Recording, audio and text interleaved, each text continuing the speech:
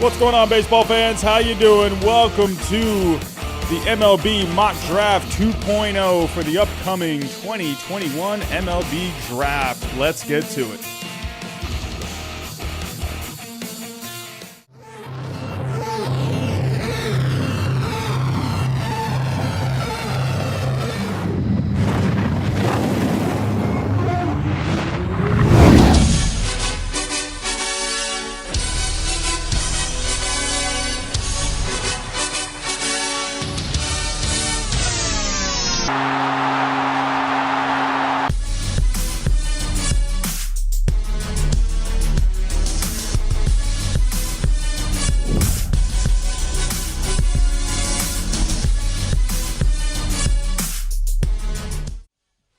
What's going on, baseball fans? How you doing? Hello. 53 people to start things off. What is going on? A lot of familiar faces. Seattle Town Mariners, Daniel Cox, Wesley Chad Larks, Brady Haniger, Pewter Cole. What's going on? Long Neck Giraffes. What's happening? How you doing? Prod Snorkel. Hello. William Fulgham is here. Hello. Ryan. What's going on? Bobby Wasabi. Hey, that's a great name. Bobby Wasabi. What's going on? How are we doing? Bob Cashman, hello. Who else we got in here? Man, you guys were having a good conversation earlier. Nicholas was here. If I haven't seen anyone's name, hello, welcome. This is my second mock draft for the 2021 MLB Draft coming up this Sunday. This is one of my favorite times of the year. I think it's one of the more underrated parts of the Major League Baseball season. To be honest, I think this is probably the most underrated draft in all of sports. I mean, everyone loves the NFL draft, even the NBA draft, but the Major League Baseball draft, to me, I love the Major League Baseball draft because there's just so many twists and turns that the draft itself can have. There's a lot more strategy involved because there's certain values for every pick. Guys can turn down the money and go to college or whatever. There's so many different things, so many different variables that come into play with the Major League Baseball draft. It's honestly, I mean, out of all the drafts, all drafts are very unpredictable, but the Major League Baseball one has to be the most unpredictable one, in my personal opinion. I think most would agree, because there's just so many players as well. There's just so many things that can happen, but I will do my best and present to you the mock draft that I have put together. I was originally going to go live this past Monday night. Wasn't quite happy with it. Was going to go live Tuesday night. Still wasn't quite happy with it. So I've put a lot more time and effort into perfecting it. How I've put my mock draft together is just based off of what the guys around baseball are saying, all the experts, the analysts. I'm looking at prior history of picks. Even taking a look, I know you don't really draft for need when it comes to the Major League Baseball drafts. At least you shouldn't draft for need. You should always pick best player available. But I tend to look at kind of where, some of these farm systems were at. And then but also just putting my own personal feel to some of these picks as well. This is not going to be perfect by any means, but hey, you know what? At the end of the day, mock drafts, all it is just to start conversation. You can only do it the best you can. So, let's not waste any more time. Let's just get right to it. Coming in, hold on. I'm so sorry. But before I do get started, if you are new, if you can, hit that subscribe button, hit the bell button, hit the like button, hit the share button, hit all the buttons. But, all right, now without further ado, let's just jump right into this. Coming in at number 1, the Pittsburgh Pirates select Marcelo Mayer. I think this one is one of the more obvious ones.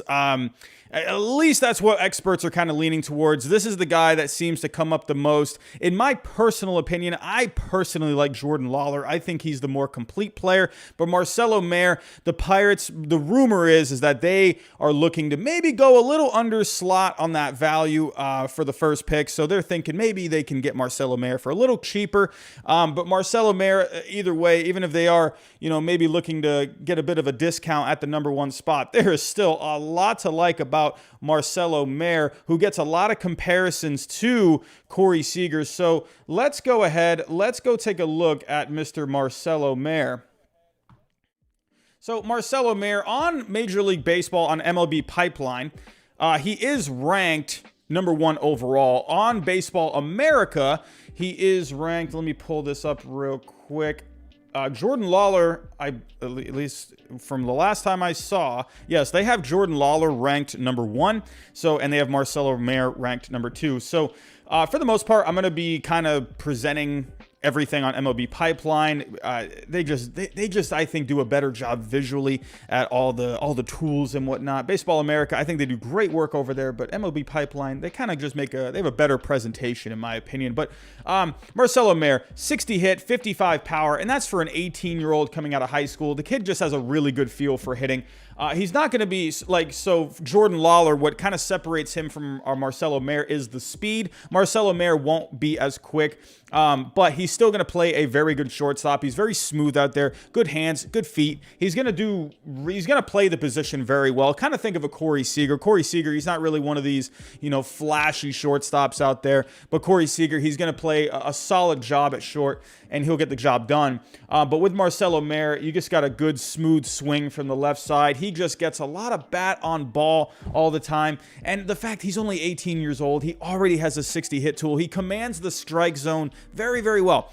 He just has an already advanced understanding of the strike zone. It's like he just knows what to swing at. He knows what not to swing at. But the fact that he already has a 55 power tool, and that's only going to get better as time goes on. Marcelo Mayer is a guy where, hey, this guy could hit 330 home runs, 100 RBIs per year, maybe even give you a few stolen bases, maybe 5 to 10 stolen bases per year. He's going to have a good on base. Marcelo Mayer, he's got a good future ahead of him.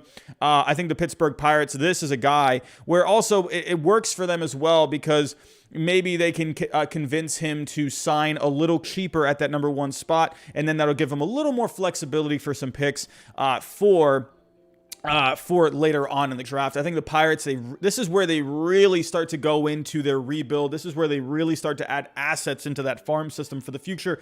Marcelo Mayer, I think, would just be a great pick all around. You're going to probably save a little bit of cash. I think for what the reports are saying, most likely he is going to, he will accept, he'll accept a bit of a cut on that pay on the, what am I trying to say? I can't talk. He'll accept a little less money, but then probably from what guys are saying of Jordan Lawlar. So Marcelo Mayer, I have coming in at number 1. So coming in at number 2, we have the Texas Rangers. So I'm going to start things off rather early with a bit of a bombshell here. I don't know if this is actually going to happen, but I think, you know what? We had it last year. We had the Heston Kjerstad pick with the Orioles, and not a lot of people were expecting that. A lot of people were thinking Austin Martin, maybe at that number 2 spot after Spencer Torkelson went. Then they were thinking, Austin Martin, maybe even an Asa Lacy in that number 2 spot. But then we saw Heston Kjerstad go, which was a bit of a shock. A lot of people did not see that coming. So, you know what? I'm kind of thinking, hey, you know what? I'm going to go for broke here. I think the Rangers, for my personal prediction, I think they're going to go a little under slot here, but I think they're going to grab someone that could end up being a really solid picture for them down the road. At number 2, I have the Texas Rangers selecting Jackson Jobe. I think Jackson Jobe, when you really take a look at the numbers, Jackson Jobe actually grades out better than a Jack Leiter. I know that might sound shocking. You might think I'm sounding crazy, but when you factor in everything when it comes to the tools, Jackson Jobe actually grades out a lot more, or at least maybe not a lot more, but a bit more than a Jack Leiter. So let's go take a look here.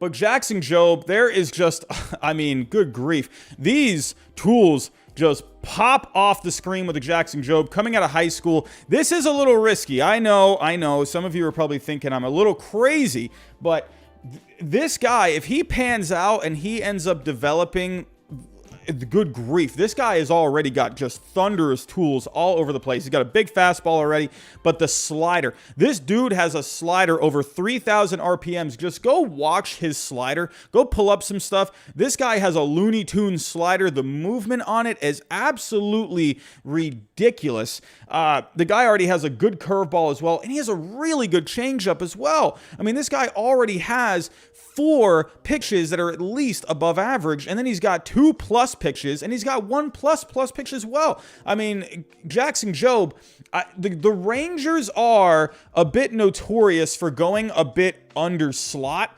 So if you take a look at some of let me pull up a couple of things here. At some of their past picks, let me actually go pull up here. Texas Rangers. They have gone a bit under slot in their past draft picks. So, and they have taken high school pitchers early with their first pick before as well. And actually recently too, taking a Cole Winn recently. And he's actually starting to do pretty well in the minor leagues. And then they also took a Cole Reagans. He ended up, I believe, had to have Tommy John at one point. But he's already starting to pitch pretty well in I believe in high A with the Rangers. So they have taken, I mean, sure, Cole Reagans was near the back end. But, and then Cole Winn was in the middle of the first round back in 2018. But they have taken high school pitchers in the first round before. I understand this is a very high pick. And sure, you could go with Jack Leiter here. I understand Jack Leiter is definitely going to be ranked higher on the board as of right now. But for the Rangers, here's a couple of things where I'm sort of thinking they could go under slot here. I mean, first off, based off of their history, I mean, they went with a Justin Foscue last year. They really reached for a Justin Foscue. I mean, they'll say they just really liked his game and whatnot, but at the end of the day, they signed him very under slot, and that kind of said a little bit to me. And they ended up having a pretty decent overall draft last year. They were able to kind of spread the money out throughout the later rounds, and I kind of feel like they can do it here, but at the same time, they're getting a pitcher who could end up maybe even being better than a Jack Leiter down the road. And the Texas Rangers, in my personal opinion, if they draft a Jack Leiter now, I mean, I don't know. Are they really going to be that competitive in the next couple of years? I mean, sure, let's say Jack Leiter comes up, in a couple years from now, definitely would be up quicker than a Jackson Jobe. I mean, the Rangers really going to be, a World Series contender. I think the Rangers, they really need to add overall depth to they don't need to get so top heavy right now. I think they need to just kind of start filling out their system a little bit more. That farm system doesn't rank all that well. I think adding a Jackson Jobe, I mean, you're getting a guy who very much down the road could end up being just a future ace of your staff. I really like the Jackson Jobe pick for this personally. I think it makes a lot of sense. Just because they'll definitely be able to save some money with this pick, and they'll be able to use that money for other picks, second, third, fourth round, if they want to go over slot on some of those. I mean, overall, I'm just kind of basing this off of the fact, simply due to the fact that they have gone under slot before. Jack Leiter is going to be probably not asking, according to the reports, Jack Leiter was looking to trying to price himself down to even possibly the Red Sox, but I don't know. I don't know if the Rangers are going to really want to. I don't know. I don't know if they're going to want to pay all that money, or if they're even going to go over slot for a Jack Leiter. I think they, in a way, kind of play it safe here. I mean, it sounds kind of crazy because you're picking a high school, pitcher, which doesn't happen very much. I mean, Mackenzie Gore was picked just a couple of years ago out of high school in the top 3 picks. So it's not out of the question for a high school pitcher to get picked very early, but there's a lot of good things to like about a Jackson Jobe. And again, they have picked some guys in the past, a Cole Winn, a Cole Reagans in the first round. I really like Jackson Jobe. The guy's just has Looney Tunes stuff. He's 18 years old. He's going to be sitting, mid-90s with his fastball, tons of RPMs on that slider. As of right now, topping out at 96, but the guy can just keep adding more velocity as time goes by. Jackson Jobe, I think, could be just a very solid pick overall for the Rangers. They're going to be able to save some money with this pick, and they're going to be getting a guy who down the road could end up being better than what I know. Jack Leiter is, the cream of the crop as of right now, but I think Jackson Jobe, he could end up being even better if you add up if you kind of add all these together. These end up totaling more than a Jack Leiter. So the guy just has really loud tools, and I think the Rangers, they kind of just lack something like that. Yeah, sure, if they go with a Jack Leiter, yeah, you're going to instantly have that kind of a guy, but he's going to be up to the major leagues soon. Imagine if you draft this guy and you can just make him better. I mean, good grief. I mean, if he can stay healthy, Jackson Jobe could be a future ace of your staff for years to come. I mean, I think just as of right now, too, the Rangers personally, even if they draft Jack Leiter, are they really going to be that competitive in the next few years? So it's like, I don't know. I just think personally, I think they need to kind of, their timeline's not right now. I don't think Jack Leiter fits too well into their timeline. I think Jackson Jobe fits better into that timeline. And if they want to try and compete in the next couple of years, they can do it, maybe add some guys through free agency and whatnot, make some trades. But Jackson Jobe, I think this is a guy, get this guy into your farm system and good grief. I mean, this guy could be just hellacious for you down the road. So, with the top 2 picks and no Jack Leiter picked, where in the world is Jack Leiter gonna go? Well, hey, the Detroit Tigers, they're up. And with the 3rd pick, the Detroit Tigers select Jack Leiter. The Detroit Tigers, to me, getting a Jack Leiter would be perfect. It's the perfect pick. To me, it's the perfect spot for Jack Leiter to go. The Tigers, let's just get to Jack Leiter here. Let's go take a look at everything first. First off, obviously, you're drafting a Jack Leiter here because it's Jack Leiter. So, the Tigers have made high picks recently. They are not, they're not one of these teams that are going to go really underslot a lot. Spencer Torkelson last year, they paid him the money. I think they're going to do the same thing here with the Jack Leiter. The guy's just got great stuff all across the board. A 70 fastball. The guy's got a ton of life on his fastball. There's so much to like about it. Just so much life on it. Honestly, if Jack Leiter just had a fastball, I think he could be successful as just a fastball pitcher. That's how good it is. But to go along with that, he's got a plus curveball. He's got an above average slider and changeup. Good control. He can kind of get a little, if you want to get nitpicky with a Jack Leiter, he can, tend to walk some guys here and there. He can tend to lose command, but overall, he's got a 60 overall, so that's a plus grade. Jack Leiter instantly is going to make your rotation better very soon. But what I love about this, obviously you're picking Jack Leiter because he's going to be the best available on this board. But if I were to go take a look at the Detroit Tigers as of right now, so look at the prospects that they have coming up rather soon. You got 4 guys here that are so close. You got Spencer Torkelson, who's doing awesome right now. Riley Green, Matt Manning's already in the major leagues. Dylan Dingler is going to be up close soon. Casey Mize is already up there. You got a Tariq Skubal. You got a Spencer Turnbull. Imagine that rotation. Just imagine it. Casey Mize, Matt Manning, a Jack Leiter, a Spencer Turnbull, a Tariq Skubal.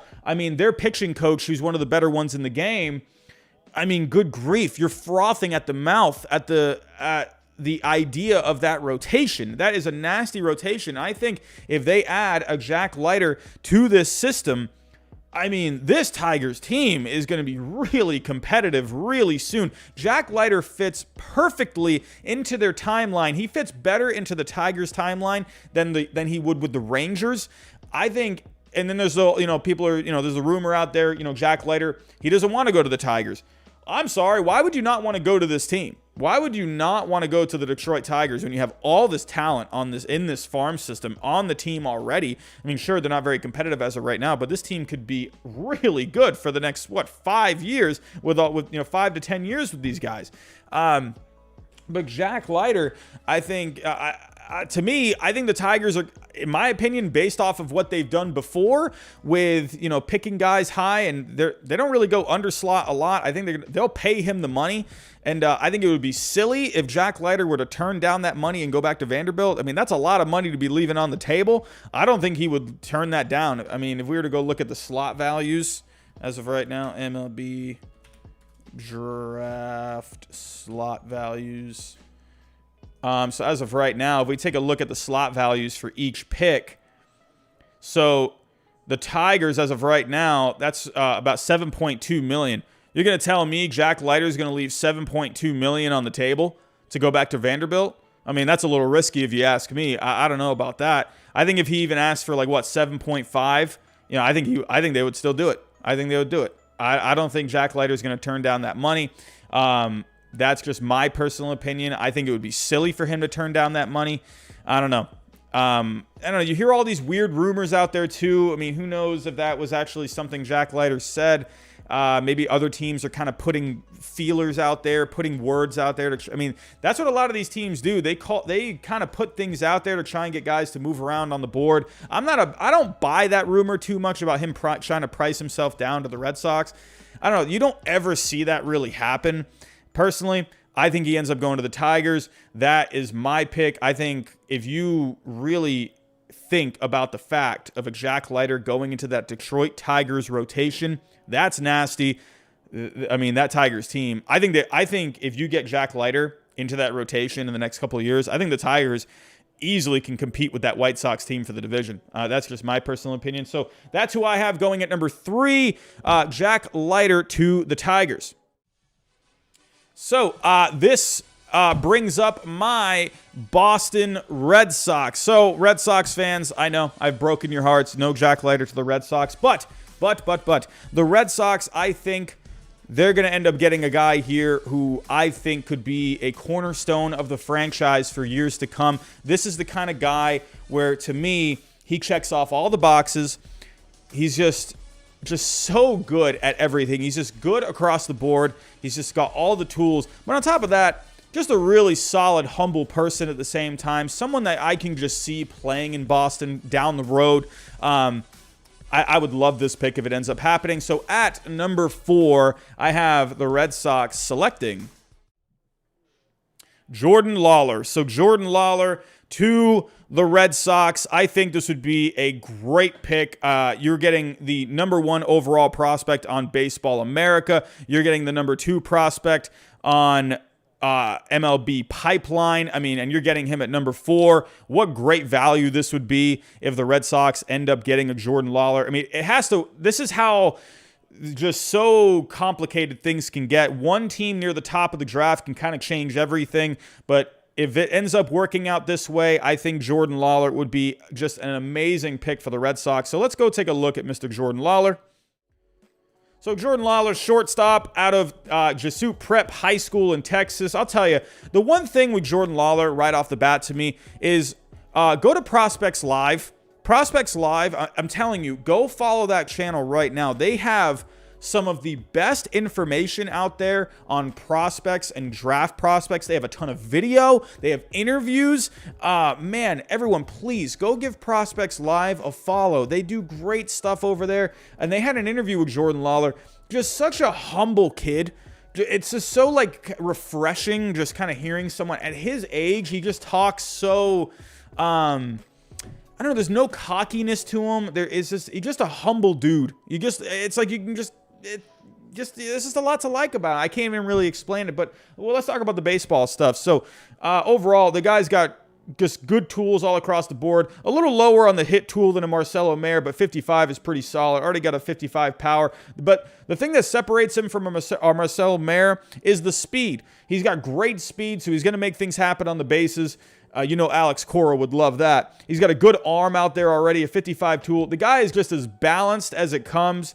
He kind of got in trouble a little bit with the strikeouts at one point during his last season in Texas. But overall, though, he finished with an average higher than 400. I mean, good home runs. I mean, good amount of home runs, good RBIs, good on base. He had good numbers in high school, and I'm not really worried. But he would go to a place where the Red Sox are so good at producing position players. They are so good at developing these guys. They don't really have a good history of developing pitchers. They don't really have many homegrown pitchers. They have Tanner Houck as of right now. But personally, the Red Sox, I just think they have just developed so many good position players over the year. I think over the years, Jordan Lawlar would just be an incredible player to add to this farm system easily. Oh, I would love this pick for the Red Sox. There's a lot to like with him. I don't just love the tools. I just love the person as well. He is committed to Vanderbilt. I think, if he gets picked at number 4, the Red Sox. Oh, Philip Beasley with a super chat. If Lawlar is there at number 4, he'll be in Red Sox Nation. I agree. I think that would be easy for him to accept a deal. I mean, can you imagine this possible infield for the Red Sox down the road? You got a Jordan Lawlar at shortstop. You got a Nick York at second base. Maybe a Blaze Jordan at third base. I mean, good grief. Honestly, let me go take a look here at the Red Sox farm system. That infield could be one of the best infields in the game. I mean, and then Tristan Casas at first base. I don't know what Jeter Downs could end up doing. Maybe he could end up being the second baseman of the future. Maybe Nick York, who knows? But then you got even Jarren Duran going to be coming up soon. The Red Sox, their farm system was looking a little weak at one point, but if they end up adding a Jordan Lawlar into this system, I mean, what an infield that could be down the road. That would be one of the best infields in the game. The Red Sox, I think, position-wise or in the field, pitchers, yeah, they could definitely use some work, but Chaim Bloom is very good at adding pitching, so I trust Chaim Bloom in getting some pitching into that system, but you gotta, I mean, holy cow, that infield, the possibility of that infield, again, a Jordan Lawlar, Nick York, Jeter Downs, Tristan Casas, a Blaze Jordan. I mean, whoa, what an infield that could end up being. Yes, Grant, thank you. Matt Barnes is homegrown as well. So, yeah, I do think the Red Sox, I mean, I would love for them to be able to get a guy, like they've had the Clay Buchholzes, they've had a John Lester before. There's just not, you can pick out way more position players over the years. Dustin Pedroia, Xander Bogaerts, Mookie Betts, Rafael Devers. I mean, these guys, they've all produced so many good position players for the Red Sox in the years. Not many pitchers, but this, to me, it kind of just fits with what the Red Sox like to do. Jordan Lawlar, I think, would be an incredible pick for the Red Sox at number 4. So coming in at number 5, we have the Baltimore Orioles. Last year, I kind of learned my lesson. I remember, last year, I've always liked the draft, but I kind of really dove into the draft last year when it comes to kind of what teams look out for. And there was one pick last year where it really kind of befuddled me, but I understand it now, and that's why I think for my mock draft, I think this is going to happen. I'll talk about what I was saying in a second, but coming in at number 5, I have the Baltimore Orioles selecting Henry Davis. So now this might seem a little confusing because Henry Davis is a catcher and they already have Adley Rutschman, but hey, I learned my lesson last year. Let's go take a look here. So last year, the San Francisco Giants selected Patrick Bailey. And everyone was thinking at the time, why would they select a catcher when they had Joey Bart? Well, hey, you know what? You just pick the best player available. I think Henry Davis, as of right now, that would be just great value for the Orioles. Sure, they could go underslot. Mike Elias likes to go underslot a lot. We saw that last year with Heston Kjerstad. We've seen it with Carlos Correa in the past. But if you add a Henry Davis into this system, I mean, you could do many things with a Henry Davis. I mean, he's going to be pretty close. I mean, this is a guy that's very close to being Major League ready as of right now. He definitely could be up in the next couple of years. There's many things you could do with a Henry Davis, but let's go take a look at the tools first. The guy is going to hit. He's going to get on base. He just has such a good feel for the strike zone. He is very, very, very, very good at getting on base. And actually, I want to pull up some stats with Henry Davis. Let's go take a look at how he did last year for Louisville. I mean, look at the numbers. 370, playing in a pretty decent ACC conference. Hit 370 last year with 15 home runs, 48 RBIs, a 482 on base, a 663 slugging. Henry Davis just had it going on last year with Louisville. I really think Henry Davis is, in my opinion, the best position player prospect in this draft. So Henry Davis, as of right now, I mean, there's just so much to like, but the big thing to like with Henry Davis is the arm. He's got a 70 arm, a plus arm. I mean, he's probably got the best arm in this draft. He's got just a cannon. That's the one word you hear about Henry Davis's arm all the time. So he's got a bit of a crouch stance when it comes to batting, but he really makes it work. He makes a lot of hard contact, a lot. He just understands the strike zone very well. He just has a really patient approach at the plate. He just gets the bat on the ball a lot. Just a very good offensive catcher. Now, the problem with Henry Davis, though, is if this fielding was a little better, there's a chance he could be the top prospect in this draft. However, the fielding is lagging a little bit, so a lot of guys, or a lot of the analysts out there think that maybe Henry Davis could end up moving maybe to third base at one point, maybe to right field at some point. I don't know if he could end up moving to right field because he's not very fast. He's only got a 40 run, so maybe this is a guy that can end up moving to third base. Either way, the fact that he can play catcher, him and Adley Rutschman could get the majority of the catching duties. Henry Davis could be like that backup a little bit, move around. He can play third, whatever, maybe even play some first some days. I don't know, maybe play left on some days. But Henry Davis is a guy, he has that versatility to where he can go play some other positions. So just because the Orioles have Adley Rutschman at catcher long term, that doesn't mean Henry Davis that they shouldn't draft Henry Davis. He's the best available at this point. Sure, could you go with a Kahlil Watson? I mean, yeah, you could. You could go with like a Brady House. You could even go with a Kumar Rocker here. But to me, Henry Davis, I mean, he's a catcher. He's got such a loud tool with his arm that can play in just so many different ways. I think Henry Davis is a guy. You got to go with a Henry Davis in this situation. I mean, and if he ends up, if it really worst case scenario, it ends up being that he doesn't have anywhere to play in Baltimore, well, you can always trade him. So you could always include him in a deal. I mean, that's always possible as well. So I think the Orioles, they got to select Henry Davis here, at least in my mock draft, the way it falls. So Henry Davis to number 5 with the Baltimore Orioles. Alrighty, so coming in at number 6, I have the Arizona Diamondbacks. The Arizona Diamondbacks are terrible this year. They could use a name to make them feel better, and I think this one guy, he's been sliding down some boards recently. But you know what? I think the Arizona Diamondbacks, they're going to come to their senses a little bit here, and I think this is a guy that they can add into their system. I know the Diamondbacks are very bad right now. But, I might sound crazy here. I don't think the Diamondbacks are all that far off. There's a lot of fun talent in that system. They got some guys that are coming up soon. I think the Diamondbacks, they could bounce back rather quickly in the next couple of years, and I think this guy can really help them rather soon. This is one thing. I know you don't go based off of need when it comes to the draft, but man, if they need something, it is this guy because they stink at this year. So coming in at number 6, the Arizona Diamondbacks select Kumar Rocker. So Kumar Rocker, man, this guy did not have as good of a season as he wanted. Still did really good this past year. But Kumar Rocker, while he has been sliding down some boards, I think in the end, the Diamondbacks end up taking Kumar Rocker.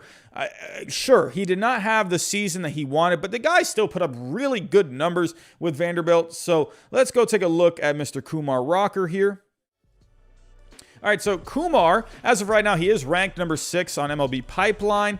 Also, real quick, okay, yeah, the music is playing. All right, so, but yeah, Kumar Rocker, I mean, if it wasn't for Jack Leiter having just this incredible year that he had, I think Kumar Rocker could still be a top 3 pick, but he had his inconsistencies this year. The velocity was down at times. The command wasn't as good at times. Kumar Rocker, the guy still has really good stuff. And I also think there's a bit of fatigue with the Kumar Rocker as well. I think that's a real thing. I think there is something called draft fatigue. We've been just hearing about this guy for so much, and we're hearing about all these other guys. So I think that fatigue factor is a bit real as well. But, I mean, there is a lot to like here with Kumar Rocker. I mean, look at the fastball. The guy's going to be sitting in the mid-90s for the most part. He's got good shape to that fastball, good life to that fastball.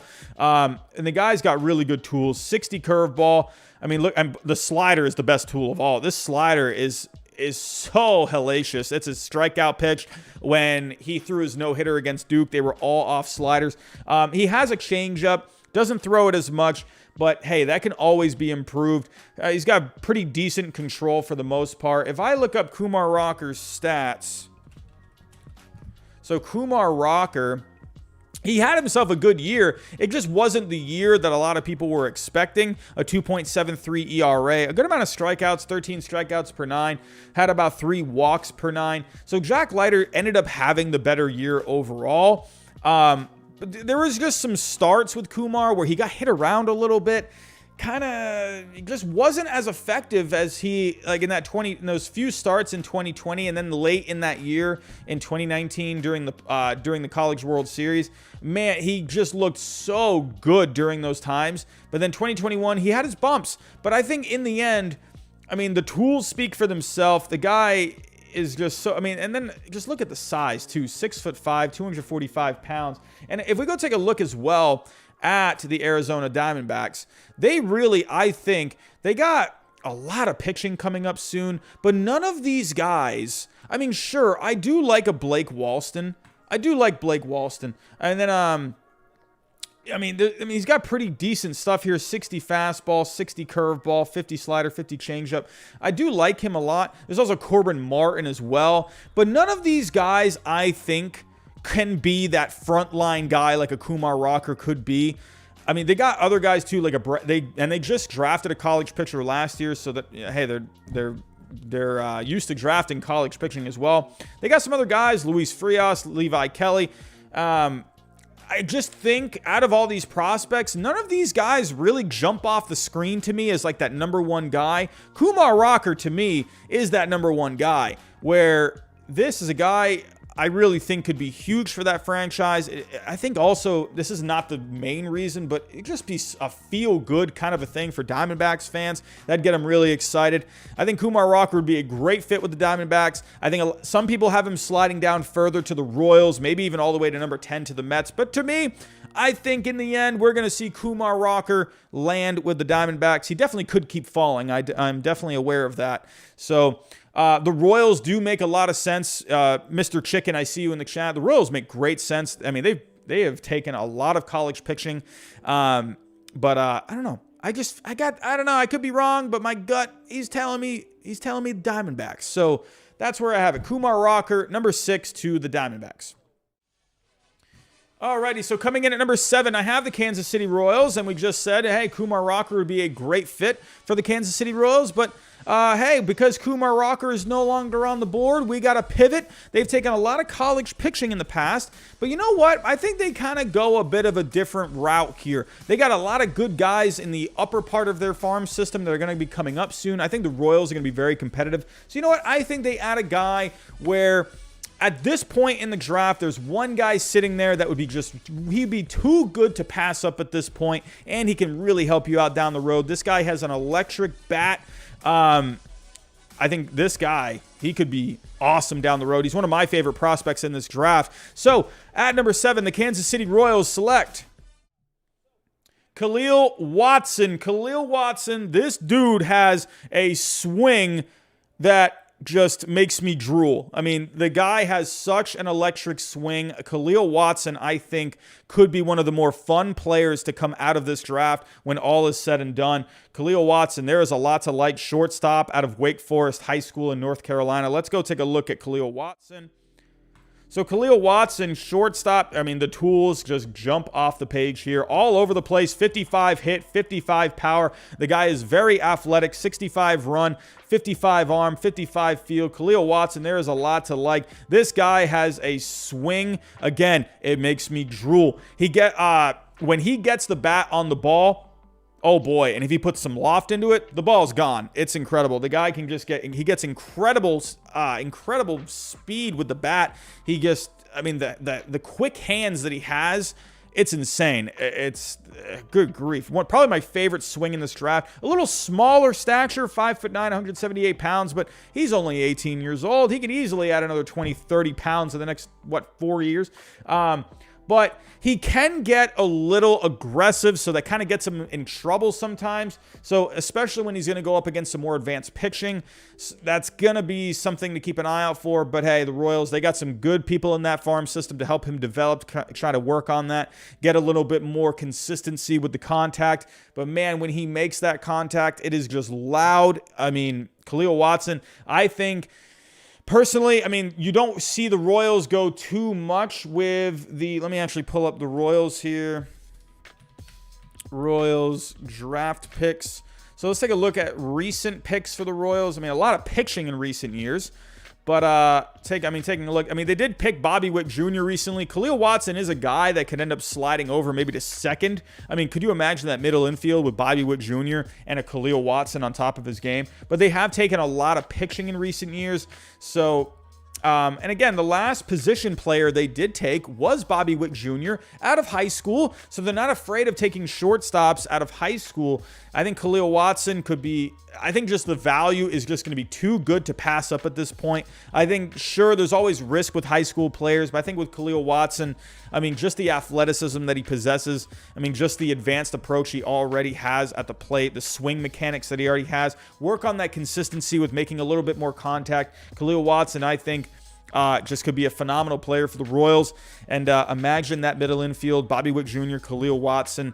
So you definitely could see him maybe going to the Orioles. I could see that. I think that would be really fun as well. I mean, could you even see the Red Sox maybe even, take a bite at him? You could probably get a Kahlil Watson cheaper than you could for like a Jordan Lawlar. Could you even see a Kahlil Watson maybe go to the Rangers? I think that's possible too. There's been some rumblings of the Rangers being hot on Kahlil Watson. So there is that possibility. So, and the Rangers, I mean, I have the Rangers taking Jackson Jobe, but with a Kahlil Watson, I mean, they would be able to save money with that pick as well. We'll have to wait and see what ends up happening. But as of right now, I have Kahlil Watson going to the Kansas City Royals at number 7.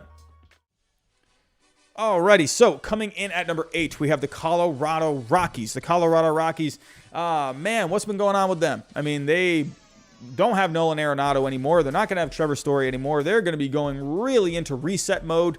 And, I mean, they're already there, but they're really going to be going to reset mode soon when they're not going to have Trevor Story anymore. But, so I think, you know what? Let's get some more bats back into that lineup. Coors Field, it's all about the bats. I mean, sure, they do need some pitching. There are some guys that I think maybe could end up with the Royals here pitcher-wise, but I think this guy, the value is just going to be too good. I think there's so much potential, and he would, in my personal opinion, would just be a perfect fit for the Colorado Rockies. So at number 8, the Rockies pick Brady House. I think Brady House is a perfect fit for Coors Field. I mean, good grief. This guy has so much power, pops off the charts. So let's go take a look here. All right, so Brady House, as of right now, he's a big guy, 6'4", 215 pounds already. I mean, that's a big kid for 18 years old. He is huge. So, I mean, good grief. Give him a few more years. Give him a little bit more weight room time. Give him some food. And Brady House, this dude is going to be a monster. As of right now, he has a 60 power. Baseball America, I believe, they give him more power. Yeah, Baseball America gives him a 70 power. So I don't know. So I guess we can just all say, okay, whatever. He has a 65 power. Let's just go in the middle. So either way, that's his biggest strength here is the power tool. He's got a really good arm at short. He's big for shortstop, but he's still really smooth out there. He moves around really well. He has good footwork. He has good hands out there. So he is smooth, and a lot of scouts think he could still stay at shortstop. But a lot of scouts think he could end up moving to third base as well down the road. Could this be the heir apparent to the Nolan Arenado down the road? But Brady House, there's a lot to like with him. It's the power. The one thing with him, he tends to not be as consistent making contact a lot. The swing mechanics can get a little messed up sometimes. He swings a little on top of the ball sometimes. But, hey, you can work with him on that. And so as of right now, again, he has that raw power already. He can hit to all fields over the fence. That's how good this guy is. He could still take a bad swing at a bad pitch, and he could still hit it over the fence. Kind of reminds me of like a Vladimir Guerrero, where again the mechanics tend to get a little long at time, so that short stroke tends to kind of get a little out of whack. But if he can just get those mechanics just right, this guy could easily be a 40 home run guy, 40 home runs, 120 RBI kind of a guy year to year. He can play short as of right now, could end up playing third down the road. So Brady House, I think this would be a great pick for the Rockies. He's ranked number 8 as of right now on MLB Pipeline. He's number 7 on Baseball America. I think this would just be a great overall pick for the Rockies at number 8. So coming in at number 9, I have maybe a bit of a surprise pick here at number 9 for the LA Angels. I think personally, I've said a couple of times during this stream so far that the Angels, or just in general, you don't want to draft too much for need, but I think the Angels, they need to focus on this department, and that's the pitching. In my last mock draft, I had Kumar Rocker falling to the Angels, but in this case, I think, because I have Kumar Rocker going to the Diamondbacks, the Angels are going to have to go another way. And there's a couple of guys where, sure, they're ranked ahead of this one. But you know what? This guy, in my personal opinion, I just like this one. So I kind of put a bit of personal feel onto this one.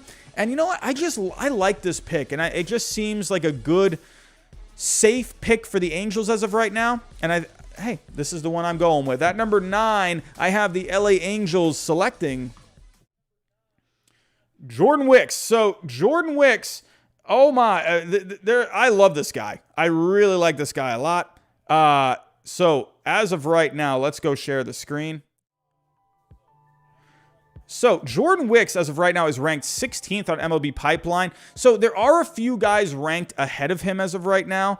But you know what? I'm going to go with Jordan Wicks here for the Angels for a couple of reasons. So before I get to those reasons, let's just take a look at who Jordan Wicks is. He's not going to have the flashiest stuff. He's not going to have the big fastball. He's not going to have a big slider. He's not going to have any of that. One thing he does have, though, is a really, really good changeup, a 65 changeup according to MLB Pipeline. If we take a look, Jordan Wicks, as of right now, ranks 13 on Baseball America. They give him a 70 changeup, so he has easily the best changeup in this draft.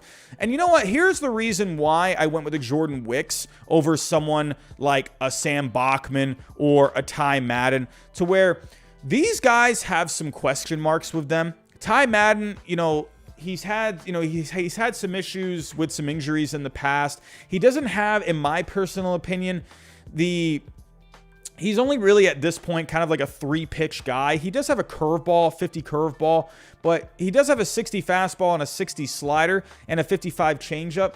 But to me, I still think Ty Madden has really, he has a good fastball, but the fastball doesn't have a lot of life to it. It's a bit of a flat fastball. Sure, it has velocity to it, but I'm just not a big fan of it. There's not a lot of life to it. I do like this slider, but I don't know. Ty Madden, to me, I don't know. I'm just not really sold on a Ty Madden. Like, I find him personally to be kind of boring. I mean, I don't mean to come off like sound like a jerk, but like Ty Madden, I just think, I don't know. I just like some other guys more over him. It's not that I don't like a Ty Madden. I just like some other guys better. And I really considered Sam Bachman for this spot, but Sam Bachman, the mechanics are a little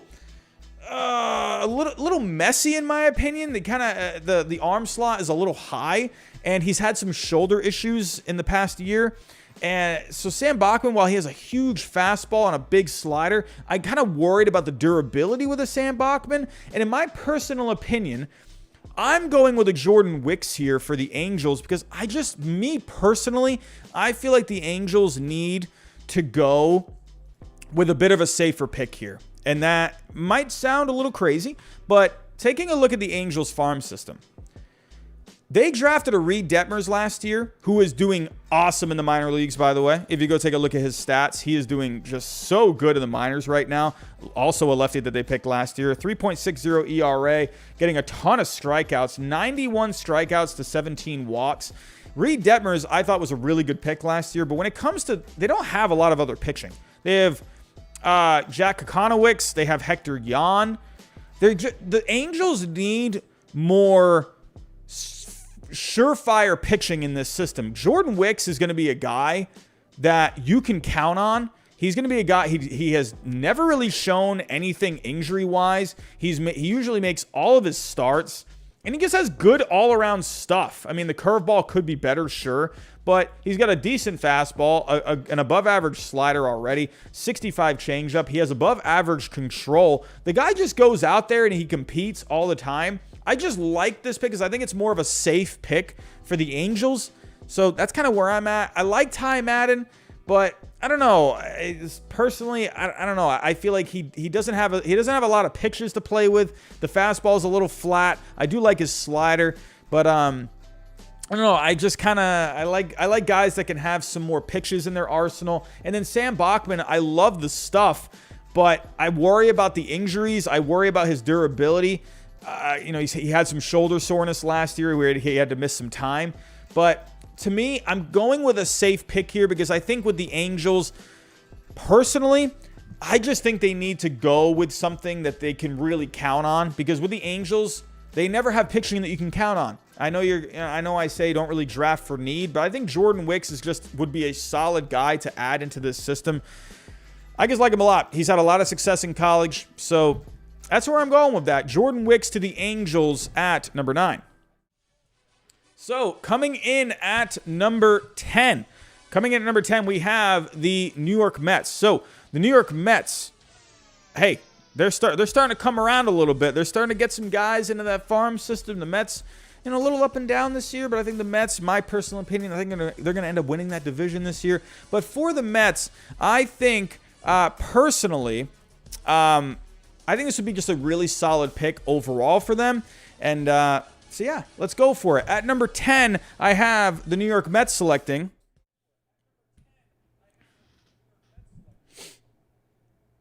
Sam Bachman. So Sam Bachman, as of right now, I think the Mets, with take the next best available guy, and sure, you could go with a Ty Madden in this situation, but I like the tools that Bachman has more than a Ty Madden. I just like Bachman a little bit more than Madden. So let's go take a look here.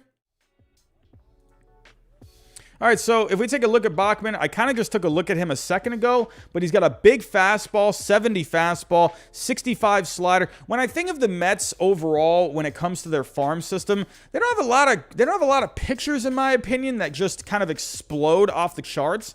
Where if we take a look here at the New York Mets, so if we take a look, you got Matt Allen, where I take that back. He has a good fastball. Matt Allen is someone to get excited about. They have a JT Ginn, who I think could be, pretty good for the most part. But besides Matt Allen, they don't have a guy that has just like big tools.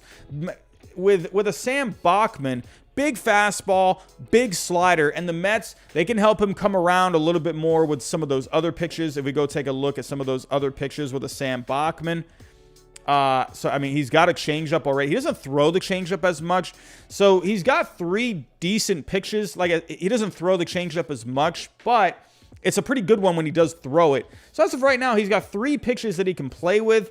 Whereas with a Ty Madden, he's really kind of in my personal opinion, I feel like Ty Madden is more of he's got 2 really good pitches and he's got 1 okay pitch. While with Sam Bachman, a hellacious fastball, a stupid slider, and then just an above-average changeup. So with Bachman, I like the velocity more than a Madden. I like that big slider that he has. I like the tools better with a Sam Bachman. That's why I personally have him ahead of Madden on my board. So I have the Mets adding right-hander Sam Bachman at number 10.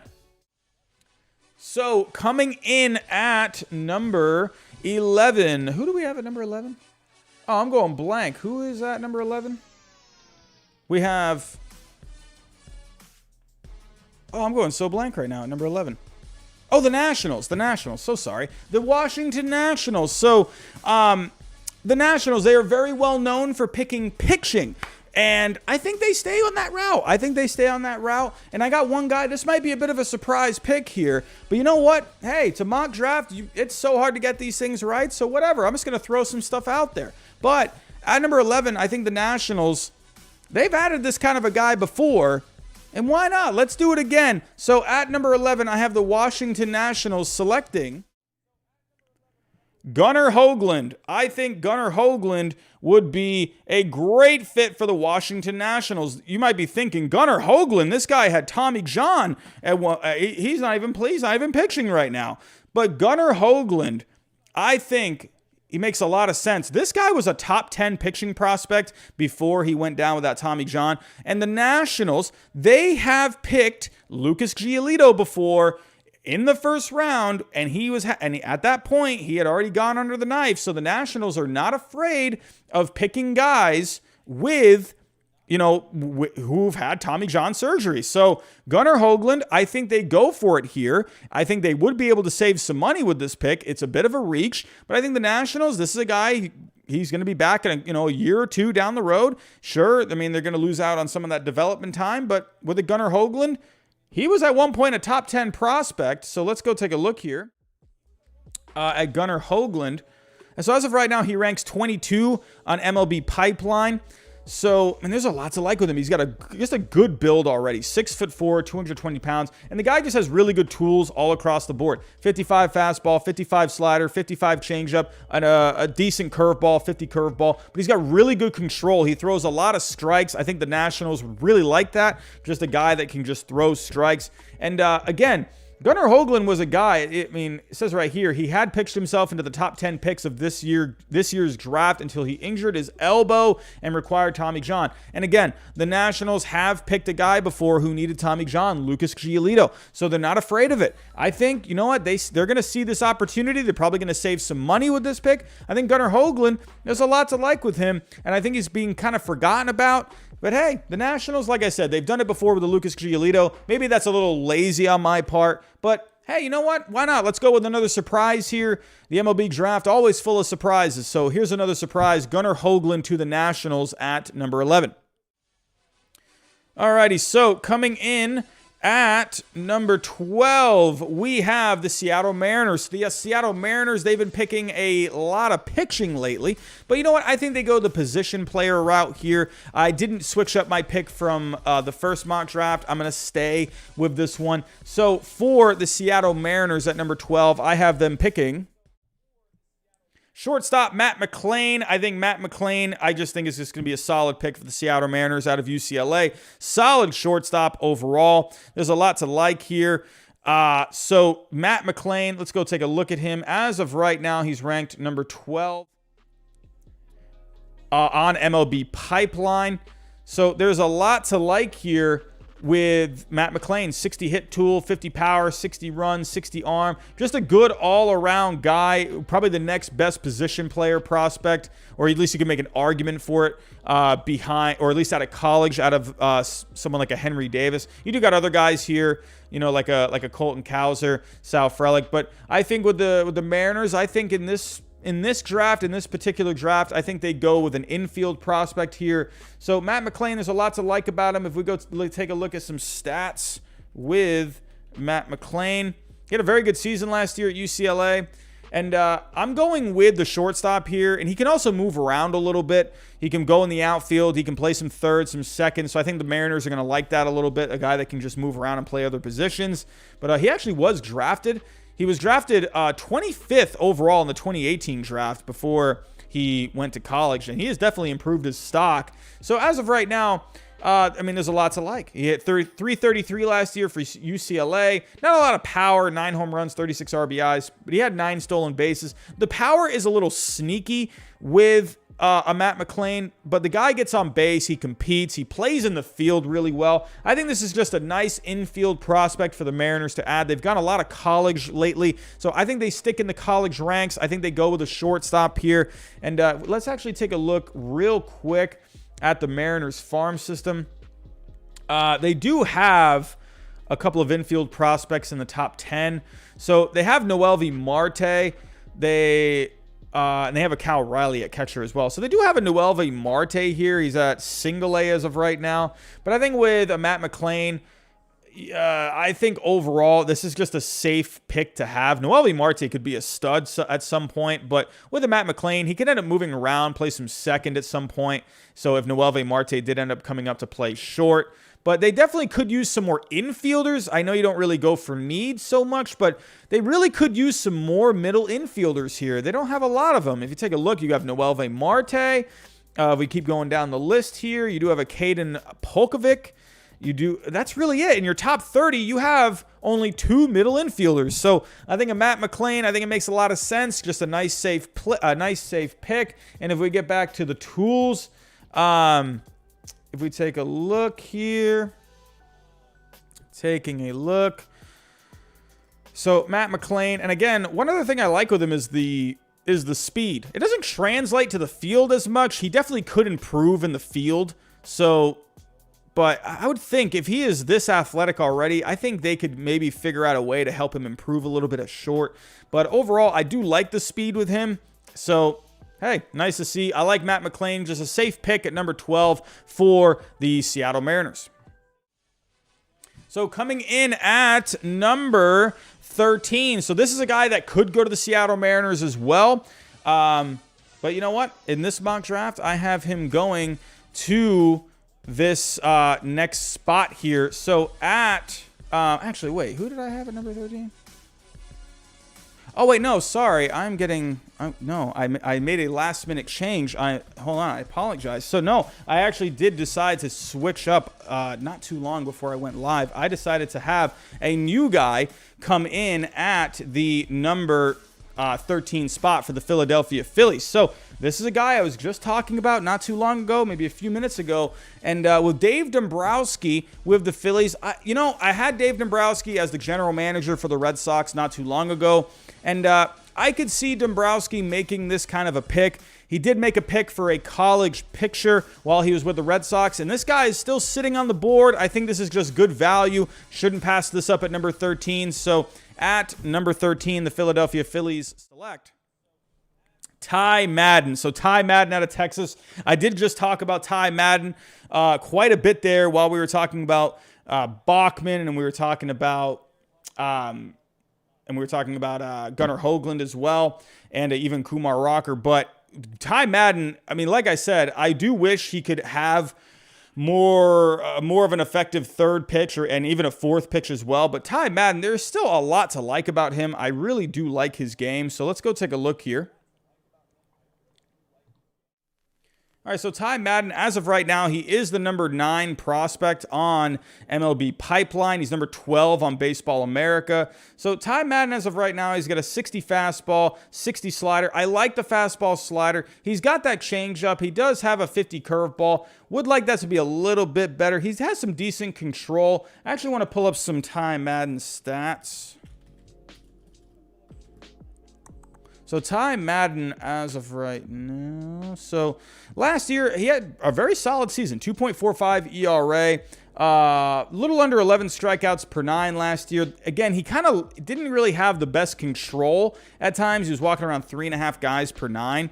So Ty Madden, overall though, I do like the fastball. I would like there to be a little bit more life onto the fastball. It's a bit of a flat fastball. He throws it hard, but there's just not a lot of life onto it. But the slider is really good.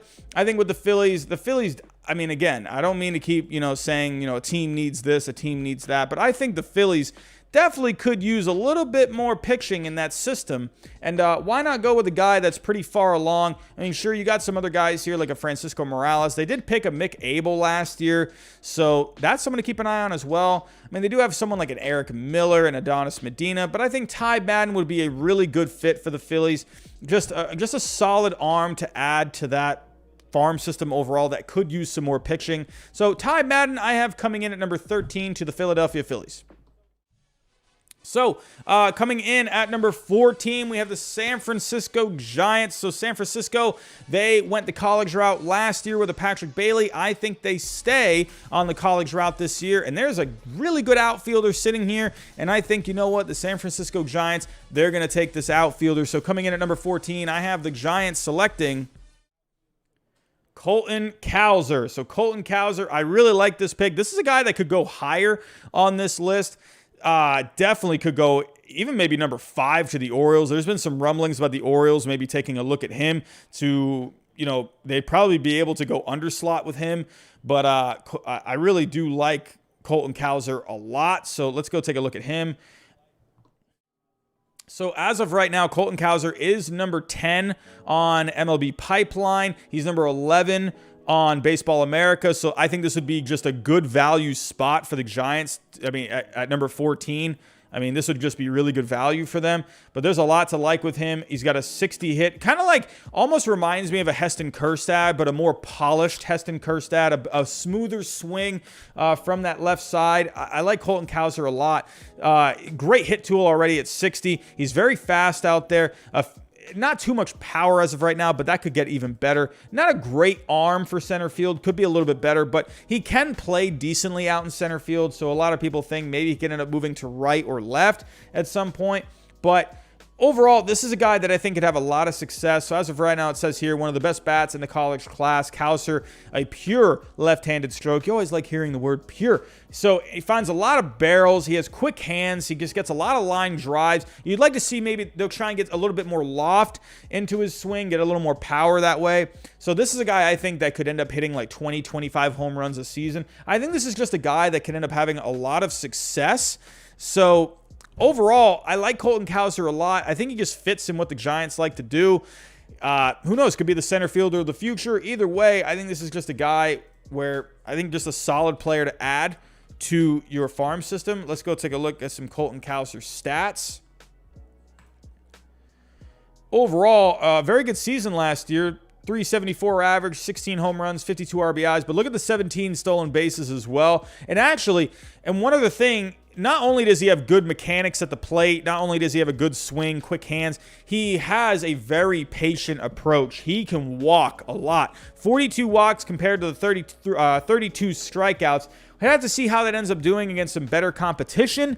So have to wait and see. Not a great conference that he played in last year, so let's see how that does do against better pitching in the minor leagues, whatnot. So overall, Colton Cowser, I think it's just good value for this spot. I think it would be a great addition for the San Francisco Giants. Alrighty, so coming in at number 15, we have the Milwaukee Brewers. We have another college outfielder here that is yet to find a home, but he finds one in Milwaukee. At number 15, I have the Brewers selecting Sal Frelick. Sal Frelick, another just solid outfielder that can be just a great addition to any farm system. I like Sal Frelick a lot. He did have a knee surgery at one point, but overall, this is a guy where just uber athletic. I love Sal Frelick out of one of my favorite colleges, Boston College. Let's go take a look at Mr. Sal Frelick. So Sal Frelick, as of right now, not the biggest guy out there, 5'9", 175 pounds, but the guy can hit, the guy can run. Like, he did have that knee surgery, but the guy is still incredibly athletic. 70 run, plays the field really well. So this is a guy that can play some center field. Would like to see a bit of a better arm out there, but I mean, the fact that he's just so athletic and he just already fields the ball really well, that's going to be good enough, I think. But the power definitely could be better. Sal Frelick, he's one of these guys where he has some sneaky power. So if we take a look at the stats, oh, that's not it. So Sal Frelick had a pretty decent year with Boston College last year. Hit 359 last year. Only 6 home runs, 27 RBIs, but he had 13 stolen bases.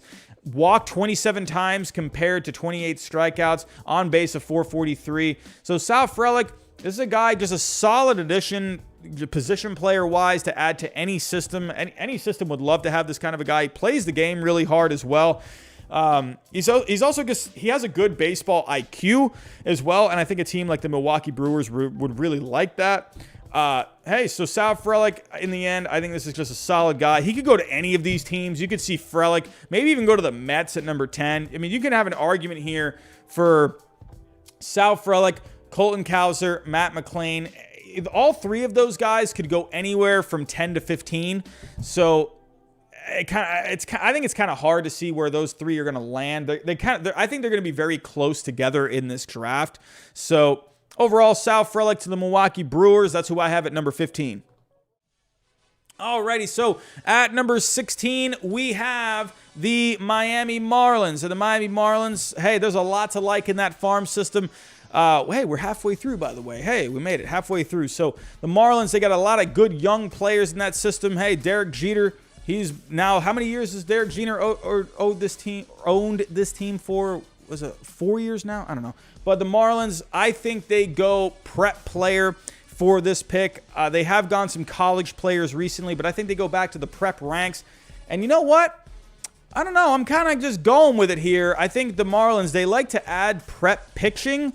And I think this guy could have a bright future if he decides not to play football. I think the Miami Marlins, they're going to go ahead at number 16 and select Bubba Chandler. They're going to pick Bubba Chandler at number 16. They're going to convince him, hey, man, listen, we're going to pay you some money.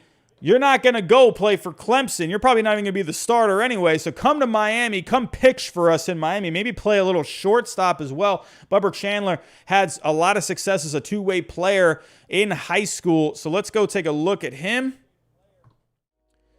So Bubba Chandler, as of right now, ranks 21st overall out of North Oconee High School in Georgia.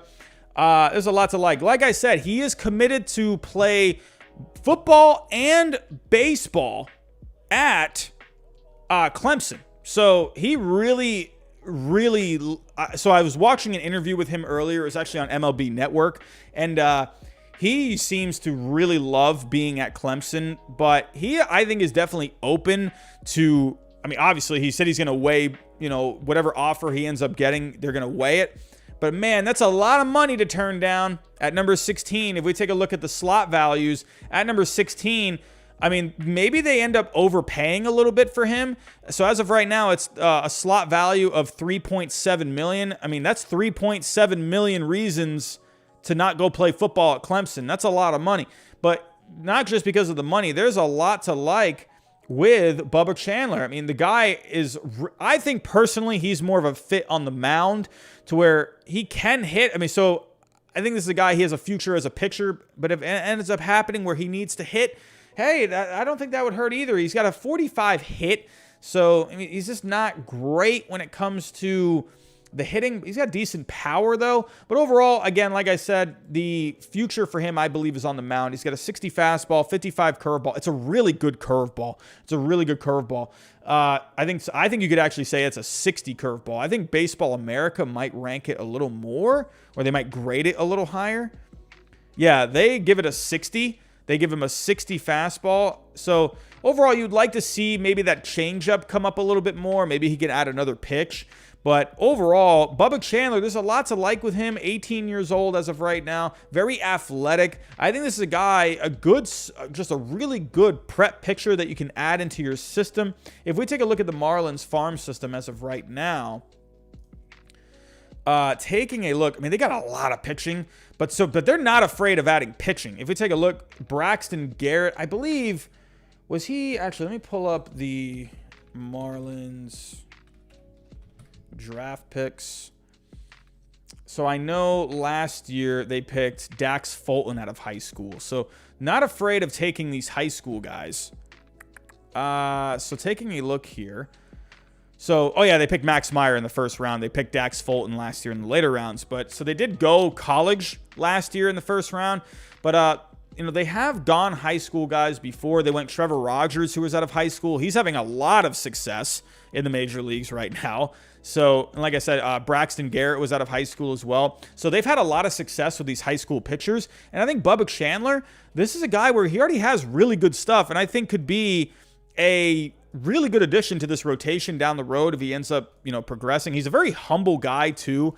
If you just go watch an interview with him, very, very humble. Really, especially considering he's so good at just two sports. He's just one of the most humble kids that you can listen to. I really like Bubba Chandler a lot. I think the Marlins would be a great pick for them. I think maybe they have to, overall, I think because of where he's, can I please click out of this? So if we go take a look here at where he's ranked again one more time, 21st. So maybe the Marlins, they can offer him that equal slot value and then he can accept it. And then I don't know. I think you can sway him to get away from football. And if he goes to Miami, he's not going to be very far away from Georgia. He's a family kind of a kid, loves his family. And so I think he won't be too far away from home. I think Bubba Chandler, I think that'd be just a really good fit for the Marlins. They've done really well with high school pitching. So Bubba Chandler, I think, is the next best high school pitcher. Could they go with someone like an Andrew Painter? Sure. Could you maybe even go someone like an Anthony Solometo? Sure. But you know what, Bubba Chandler, I love the athleticism with him. And, hey, he's just a hardworking kid. I think it'd be a good fit with the Marlins. Alrighty, so coming in at number 17, we have the Cincinnati Reds. So the Cincinnati Reds, they took an outfielder last year in Austin Hendrick, and I think they stay on the same route because this guy has all the tools, and the Reds love picking kids with tools out of high school. At number 17, the Cincinnati Reds select Benny Montgomery. Benny Montgomery has been rumored to go even as high as the Angels at number 9. Some have even heard of maybe even going to the Rockies at number 8. But as of right now, I have him number 17 to the Cincinnati Reds. So let's go take a look at Benny Montgomery. So Benny Montgomery, as of right now, ranks number 15 on MLB Pipeline. And on Baseball America, he ranks number 23. So I think this is kind of like just a good spot for him overall. Kind of, they're a little split on where he ranks. But Benny Montgomery, there's a lot of tools. Not a great hit tool as of right now. The mechanics do need some ironing out. But when he makes contact, he can really hit the ball a mile. He's a big kid, 6'4", 200 pounds. So that's a big reason why he is ranked a little higher. I mean, because that hit tool really is not that good, but he's so big to where he can fill out. And if a team can work with him, I mean, the Reds, they have really developed some good offensive players over the years. I think Benny Montgomery would just be another guy that they can add to their system, but he has a 70 run tool. He's incredibly fast, incredibly athletic. He has a 60 arm, 60 field. So if they can just work with him on the hitting, I think Benny Montgomery would be just a great addition for that Reds farm system. There's a lot to like with him. Again, the swing could use a little bit of work. It's a little awkward looking. So overall, but I think the Reds, they do really well with their hitters in their farm system. So this would be a good fit overall. Coming in at number 18, we have the St. Louis Cardinals, and you could say this guy is a bit of a unicorn. I think this guy, there's rumors out there, maybe he could even go as high as number 5 to the Baltimore Orioles, but I have this guy landing here. He's one of my favorite players in this draft. He plays a premium position, but he's so athletic to the point where he definitely could play another position down the road, but definitely could stay at catcher as well. At number 18, the St. Louis Cardinals select Harry Ford. Harry Ford. I love Harry Ford. There's a lot to like with him. Definitely could go higher on this list, but I think just for where my mock draft is, he fits perfectly at number 18 with the St. Louis Cardinals. They have kind of gone with these unicorn kind of players before. They went with a Mason Wynn last year in the second round. And, they kind of went with a bigger size guy in a Jordan Walker last year. Harry Ford, I don't know. I guess I like this fit with the Cardinals. Let's go take a look at him. So Harry Ford, as of right now, is a catcher. So a lot of people wonder if he's going to stay at catcher. He said he wants to. I mean, he's already a very good catcher as of right now. He's got a 55 field, a 55 arm, but the guy just hits. 50 hit, 50 power. Definitely could use some improvement in that department. He's very athletic for a catcher, so that's why a lot of people think he could end up moving to the outfield. Maybe he can move even, something like second base. He gets compared. It's a bit of an unfair comparison because this guy's a Hall of Famer, but a lot of people think of a Craig Biggio when it comes to Harry Ford. There's just a lot to like. He's just a hard-nosed kid. He just loves to play, loves to hit. He just loves to get out there. He's very athletic, and but for his size, he's only 5'10", 200 pounds, but he's very strong for his size. He really gets into the ball when he can. So if we take a look here, he has a good track record of making loud contact against quality pitching. It says here, he tries to do a little too much at the plate. He can get a little aggressive, so that's something to keep an eye out for with Harry Ford. But with the Cardinals, I mean, that's just a good system overall. They develop just some good players. The Cardinals just always seem to have these guys just coming up. They just have these really good guys in the minor leagues that help these guys develop. I think Harry Ford would be a great fit for the St. Louis Cardinals. Could be maybe a catcher for them down the road. But the beauty of a Harry Ford is he's so athletic to where he can move around. He could move to the outfield, could move to second. Maybe he could even just be like this super utility guy to where he can just go play a different position every day. But Harry Ford, love the athleticism with him. I think he could definitely go higher than this. But as of right now, I have him going number 18 to the St. Louis Cardinals. So coming up at number 19, we have the Toronto Blue Jays. The Toronto Blue Jays, they've done some different things over the years, but I think in this scenario, I think they land on a pitcher. I think they go college pitching here.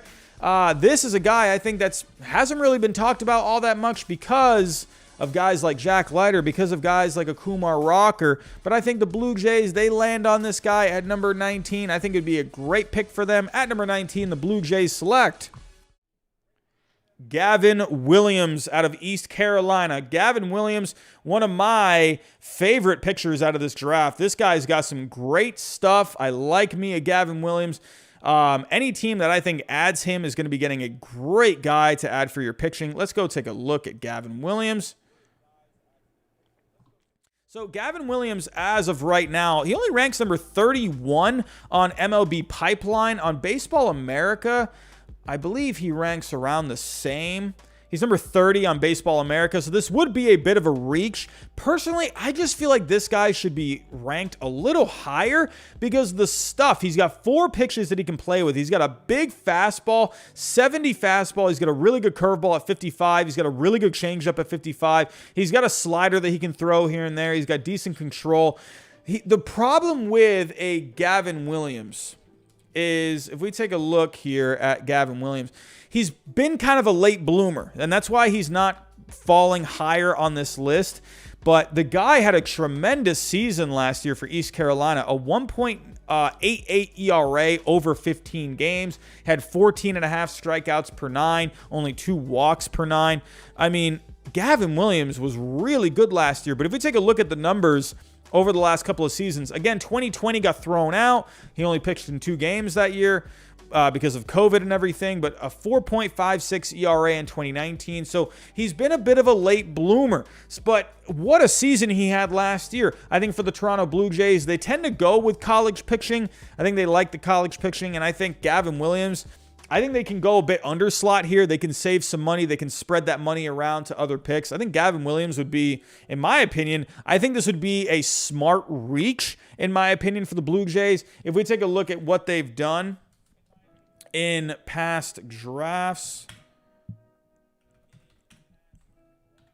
So the Blue Jays, their past first-round picks, if we go down here, so, I mean, they got lucky last year with an Austin Martin, but hey, they've taken college pitching before. They took Alek Manoah out of West Virginia University, Nate Pearson out of the College of Central Florida. Where else? TJ Zook, they took out of the University of Pittsburgh. John Harris, they took out of Missouri State. So, I mean, they've actually taken someone out of East Carolina before, Jeff Hoffman. They've taken a lot of pitchers out of college. I think they stay that route. They're getting some success with these college pitchers lately. I think they go with a Gavin Williams. Could you go with like a Will Bednar here? Sure, but I like Gavin Williams' stuff a little bit more than a Will Bednar. So for me, I'm going Gavin Williams at number 19 to the Toronto Blue Jays. So at number 20, we have the New York Yankees. And this guy, you know what? I had him going to a different team. I had him going to a different team on my first mock draft. But this one, you know, I kind of thought about it, and I'm like, you know what? This kid, this looks like a future Yankee. This guy looks like he could play for the Yankees one day. And it really kind of goes with what they like to do with kind of these guys that they like to look for. So at number 20, I have the New York Yankees selecting Colson Montgomery. I think Colson Montgomery, this guy just looks like a Yankee, if you ask me. I think Colson Montgomery is a really solid player. You're not hearing too much about a Colson Montgomery as of right now, but let's go take a look at him. But Colson Montgomery, third baseman, lefty bat, out of Southridge in Indiana. I think Colson Montgomery, he just fits a lot in what the Yankees like. So if we take a look at the tools, he's got a 50 hit tool, a 55 power. The Yankees like these left-handers that can hit for some power. I think Colson Montgomery would be a really good fit for them down the road. Not very fast, but that's fine. The arm, hey, good arm for third base. He's good in the field. So as of right now, he is a shortstop, but he profiles more as a third baseman. I think he just really fits into what the Yankees like to do a lot when it comes to drafting. So if we take a look, Yankees, Let's take a look at their past draft picks. So the Yankees, in recent memory, so they did take a college bat last year. So they took Austin Wells out of the University of Arizona. They've taken Anthony Volpe. That was out of high school. They took Anthony Siegler, a catcher out of high school. Blake Rutherford came out of high school. Who else? Where's the other position player? There was someone else that they've taken. And we go back to 2011, Dante Bichette Jr. So yeah, they've taken a couple position players out of college, but they tend to, I mean, lately at least, they kind of tend to go with these high school prep players. I think Colson Montgomery is a left-handed bat.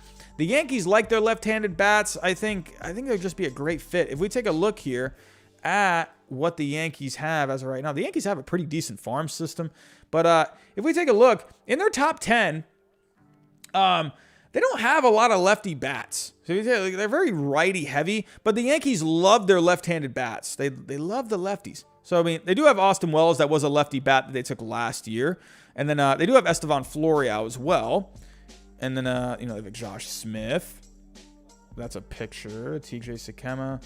They got Trevor Hauver as a left-handed bat. I think they could use another left-handed bat, but yeah, hey, left-handed bats in Yankee Stadium, they work out. So Colson Montgomery, I think the Yankees, they like to add these guys who have a little bit of pop, and they can play the field pretty well as well. And he already has a good hit tool. So Colson Montgomery, I don't know, just looks like a New York Yankee if you ask me. I don't know what it is. I mean, I've kind of watched a lot of Red Sox Yankees games over the years, and I don't know, he just comes off like a Yankee to me. So what can I say? But Colson Montgomery, so the Yankees like that type of player. I think he ends up in the Bronx at some point down the road. But coming in at number 21, we are officially down to our last 10 picks. So we're going to Chicago with the Cubs. The Cubs, they have taken a lot of college players recently. And you know what? I think they kind of go more to the prep kind of guys for this year. I think they're going to really focus on a lot of high school bats. They took Ed Howard last year out of high school. I think they're trying to replenish that farm system. If you take a look at what they did with Yu Darvish, they added a lot of guys that are more kind of lower level, like single A, like rookie ball kind of guys. I think they're trying to add more upside into their farm system. And this guy has, in my opinion, more upside. This guy could have the most upside in this draft. That's how athletic this guy is. This is another guy, kind of like a Bubba Chandler. Maybe could be playing some football, but maybe the Cubs could convince him to, hey, come to Chicago instead. So at number 21, I have the Chicago Cubs selecting Will Taylor, outfielder out of Dutch Fork High School. Will Taylor, they have, so there was a report that the Cubs, they did get a private workout with Will Taylor recently. I think Will Taylor, if they can throw some money at him, maybe even go a little above the slot value, I think Will Taylor, could be a really good ball player down the road. But let's take a look at Will Taylor as of right now. There's a lot to like. There's even been some rumblings that he could even go to the Angels at number 9. There's a lot to like with him. Very athletic. So the thing that comes right off the page, a 70-run tool. He's got a 50 hit, a 45 power, a 50 arm. Will Taylor, there's a lot to like. He's just super athletic. And this is a guy, he has tons of upside. While that 45 power doesn't look very good, he can, when he gets into one, he can definitely he can drive some over the fence. So if we take a look here, the one thing that they kind of they talk about here with him, his swing can get a little loose and he kind of tends to lose consistency at times. But the Cubs do very well at developing these position players. I mean, look at some of these guys that they've developed over the years. You know, Chris Bryant, one guy that pops off the page right for you. So the Chicago Cubs, I think, hey, you know what? I think they're trying to add more upside into this system. This is a guy that can be a center fielder of the future, a very valuable position that they could add upside to in their system. Will Taylor, I think, could be a great fit for the Chicago Cubs down the road. But coming in at number 22, we're going to stay in Chicago. The Chicago White Sox. One name that they've been linked to a lot is Colson Montgomery. They really like him. But in this mock draft, Colson Montgomery is off the board because the Yankees took him right from under their nose. But for the White Sox, they do have a backup plan here. They're going to go with another third baseman. They're going to go with another third baseman out of high school. This is a guy they have been connected to. So at number 22, the White Sox select Wes Kath. Wes Kath is a very underrated prospect in this draft. I think Wes Kath there's a lot to like with him out of high school. As of right now, I believe he is committed to Arizona. Let me actually confirm that. No, Arizona State. Let's go take a look. Wes Kath. This dude just hit a walk-off home run or a walk-off grand slam in his last at-bat. Was it a walk-off? I don't know. I know he hit a home run in his last at-bat in high school, but there's a lot to like with Wes Kath. 6'3", 200 pounds. I mean, holy cow, this is a big kid out of high school already. He's got a 55 hit tool. There's a lot to like. I personally like him a little bit more than a Colson Montgomery. So you could see Wes Kath maybe even go a little higher. But, I mean, as of right now, I have him going to the White Sox on this list. But for me, there's a lot to like. 55 hit, that's awesome as of right now. You would like to see a little bit more power, but he's got a 45 run, which is not that great. But whatever, he's a corner infielder, but the arm, I love the arm. 60 arm, 50 fielding. There's a lot to like with him. Just a good bat from the left side. It says right here, came a bit of a sleeper favorite among scouts because of his abilities from the left side of the plate. This guy had some really good numbers in his senior year of high school. Just phenomenal numbers. The guy just gets on base. He hits. I mean, there's just so much to like about Wes Kath. For a high school player, he's already so mature for his age. He already just has such a good understanding of the strike zone. Sure, he may not be as athletic as some of these other guys, but this is a guy that can just hit for days. I think the White Sox will like that. So Wes Kath, I have going at number 22. So at number 23, up next, we have the Cleveland Indians. The Cleveland Indians, they are notorious for going high school players. They take a lot of high school players. And in this case, I have them going with a high school pitcher that actually has kind of fallen into their laps at this point because this guy ranks higher on Pipeline and on Baseball America. So they got a bit of a gift here with one of the best high school arms in this draft. So at number 23, the Cleveland Indians select Andrew Painter out of Calvary Christian High School in Florida. I think Andrew Painter is exactly the kind of pitcher that the Cleveland Indians like. Just a power arm. There's a lot to like with him. And my, oh my, let's just go take a look. So Andrew Painter, this is kind of one of those guys where he is so good to where he's almost just like boring, if that makes any sense. Like he has a very clean delivery.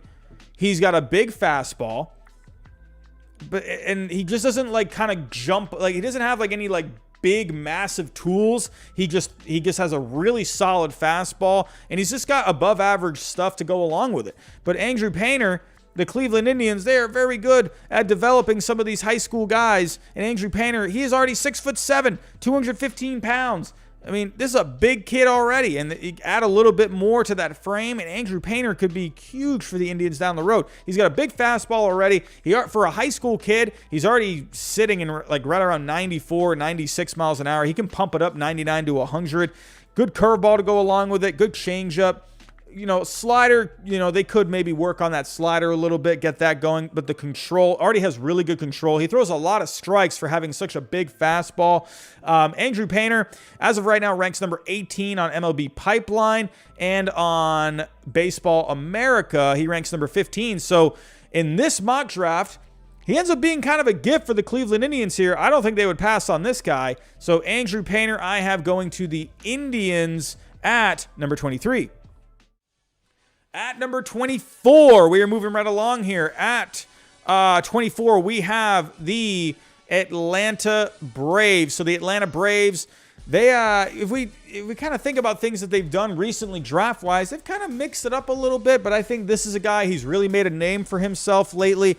This is a guy where we just saw him pretty much help win a championship in college. I think this is a guy, I wouldn't pass on this guy if I was at 24. So at number 24, the Atlanta Braves select Will Bednar. Will Bednar, there's a lot to like with him. I definitely think he could go even higher on this list, but for me, he's sitting nice and pretty at number 24 for the Braves to just scoop up. They've taken college arms before. They just took one last year. And I think Will Bednar, is just a great fit for the Atlanta Braves. Just a solid picture to add to that farm system. Just helped Mississippi State win a championship. Really like Will Bednar a lot. I think he's very underrated. Let's go take a look at Will Bednar.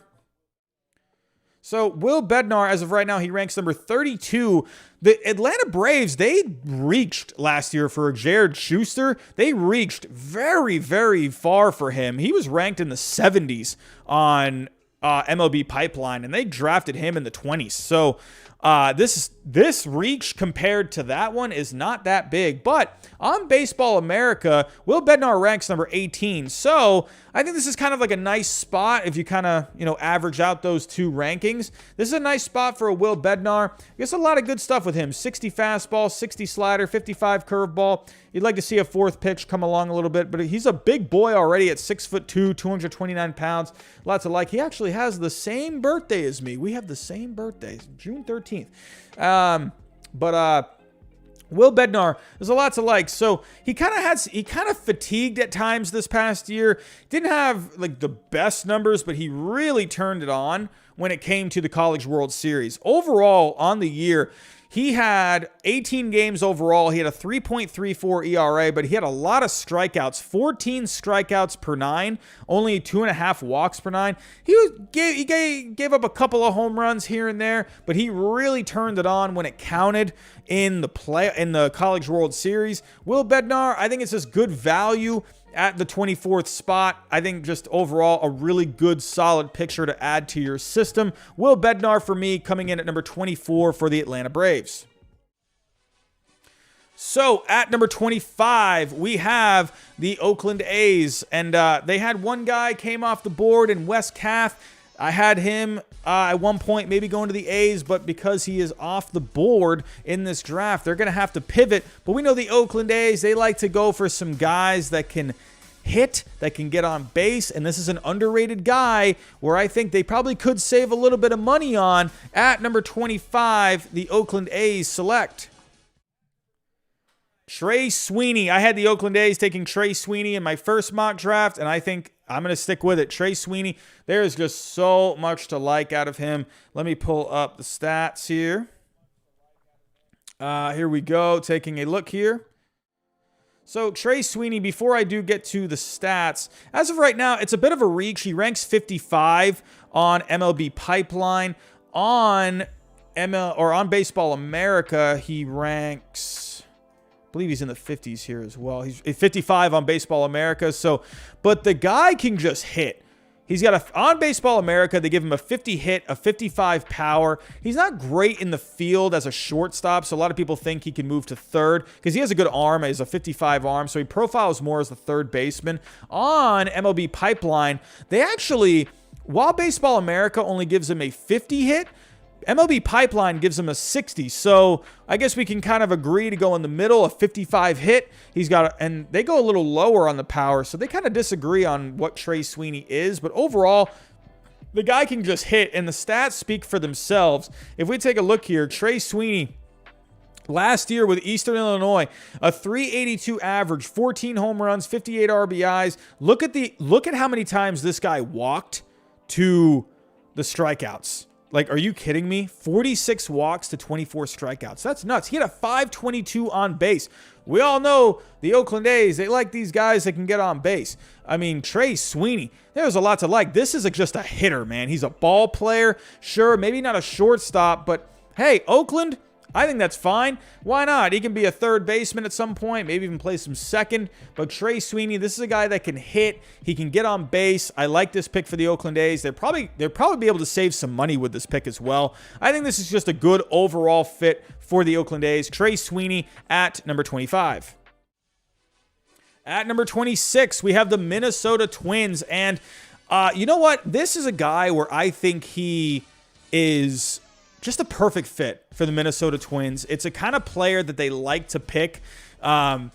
This is a guy that had top 10 potential before this past season, and he's kind of fallen off of a lot of boards. But overall, I think the Twins, I think they grab him here at number 26. At number 26, the Minnesota Twins select Jude Fabian. Jude Fabian, there is a lot to like with him. I think, to me, he is just like a perfect Minnesota Twin. He is exactly the kind of a player that they like to have. Jude Fabian still ranks pretty well, number 23 on MLB Pipeline. But Jude Fabian, he was at one point a potential top 10 pick. He needs to improve on that hit tool a little bit, but the power, he's got some really good power, a 60 power tool already out of the University of Florida, and he's got good speed in the outfield, 55 run, he's got a 50 arm, 50 field, so he's athletic, he's got some power. If we actually take a look here, the stats, he had some good power numbers this past year, so let's take a look here, Jude Fabian. If you take a look here, I mean, he's playing in a pretty tough SEC, only hit 249. You know, you'd like to see that be higher, but a 364 on base, I mean, it's respectable, but you definitely want that to be higher for a top college prospect. The slugging was still really good at 560, but overall, what really sticks out are the 20 home runs. 20 home runs, that's pretty solid. He had 6 stolen bases to go along with it. So Jude Fabian was one of the home run leaders in college baseball last year. So there's a lot of power, but the Twins love their guys that can hit for power. They love guys that can just drive the ball over the fence. If we actually take a look at some of the past first-round picks for the Minnesota Twins, the guy that right off the bat was last year, Aaron Sabato, power hitter. They also took Alex Kirilloff, a power hitter. So they have taken guys before that have a good power tool. I believe even Brent Rooker is a guy. I think, let's take a look at Minnesota. So Brent Rooker, number 10. So yeah, Brent Rooker is very similar. 45 hit, 60 power. So actually, isn't he up right now for the Twins? He's not having a very good year.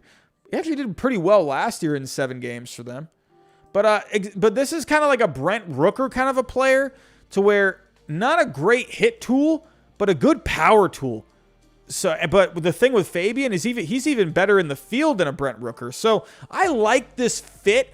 I think the Twins are going to be able to help him kind of figure out what was going on with his swing last year. Let me actually go back to Jude Fabian here. So the problem, his mechanics were getting all out of whack with the Gators last year. So if we take a look, he started striking out a lot. He had a lot of swing and miss, and he just wasn't really having good at-bats. He wasn't having good game plans in his at-bats, and just taking pitches when he probably should have been swinging. He was just kind of all over the place. He kind of just was losing his way a little bit, but there were times where he was showing flashes, and towards the end of the season, it looked like he was starting to hit a little better. But Jude Fabian, I think he profiles so much as a Minnesota Twin. I like this pick a lot for the Twins. And this is a guy that was a top 10 guy at one point. So, hey, there's a lot of potential with the Jude Fabian. He definitely could go higher on this board. But for right now, hey, I think this could end up being a steal for the Minnesota Twins. So up next, we have the San Diego Padres. We are down to 3 teams. We got the Padres, the Rays, and the Dodgers. So for the Padres, they've been scouting all over the place, but it looks like for what the Padres have been doing, they have been focusing a lot on prep pictures. So there was one report out there that they went and took a look at Frank Mozzicato out in Connecticut, but there's one guy that they've been connected to for quite some time now, and I'm not going to get away from this pick. I had this in the first mock draft. So the Padres at number 27 select Anthony Solometo. Anthony Solometo, I like Anthony Solometo. There's just a lot to like with him. The one thing that really sticks out with him is his delivery.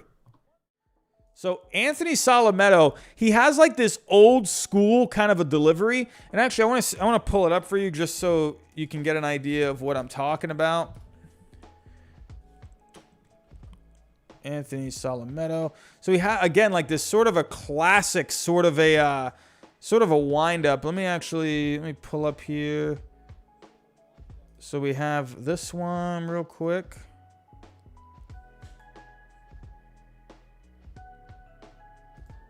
Come on. There we go. So, taking a look at this windup. Like, look, what in the world is going on? Look at that windup. That looks like something that's out of the 70s. That's out of the 60s. He's just got a funky delivery. I love it. I love it. I love it so much. But why I do love it is because the guy has really good control. So he has a 55 control. You would think with a wackadoodle delivery like that, he'd be all over the place, you know, trying to throw strikes. But the guy has some of the best control out there. It's amazing. But he has, and I see it in the chat, Banana, he has deception. He's very hard to pick up. 6'5", 218 pounds. I think Salamedo could definitely go higher. I could see maybe even like a team like the Cubs, or maybe even a team like the Blue Jays, maybe even the Yankees. He lives in New Jersey. I could see the Yankees maybe going for him. But in this case, I have Anthony Salamedo dropping. He's just like an all-around kind of a good pitcher.